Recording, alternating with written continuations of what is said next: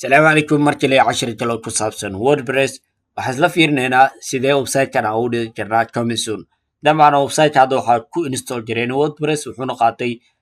wordpress default theme-ka oo inta badan uu qaatay saa u taqaaniin waa theme-kan ayuu qaatay marka waxaan rabaa in macaamilkii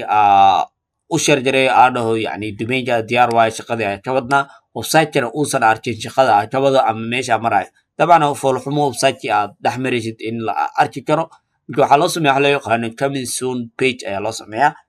ani ahaan waxaan isticmaalaa hal balaajin aan si fiican markaasi aan u tiirsanahay coming soon page just waxaa laga wadaa page soo muuqanayo inta website-ka markaasi shaqada laga wado dabcan haddii adi login aad dhahdo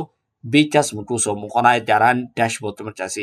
aad soo booqanayso iyo sidoo kale website markaad ka shaqaynayso so waxaan imaanaynaa qaybta balaajinska ayaan imaanaynaa waxaan kusoo daraynaa marka balaajin noo suurgelin doono in website-keena aan u sameyno coming soon page ama website-keena mar walba lasoo booqdo uu dhaho coming soon website-kan dabcan waa laga shaqeynayaa okay waxaan dhehnaa marka add plugin ayaan dhehnaa meeshan ayaan ku qori doonaa marka coming soon ayaan ku qori doonaa so coming soon markaad ku qorto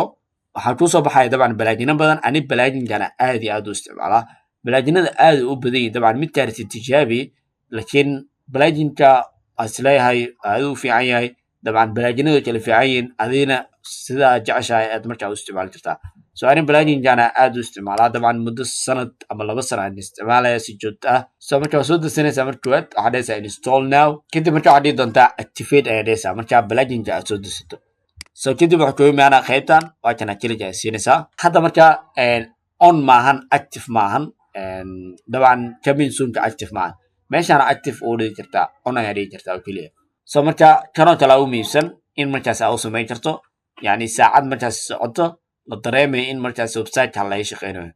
okay sidoo kale in markaasi emailka halkaa la gelin karo emailka markaas qofka uu kusoo dhigi doono emailkiisa so hadhow marka website-kaada haddii markaasi aad dhameyso aad email u diri karto qof walba oo emailkiisa halkaan soo geliyay aad dhigi karto website-keena diyaar waaye lasii aad aragna dabcan so hadda marka kana activate gareyn doonaa kana active ka dhigi doonaa waxaan dhigi doonaa active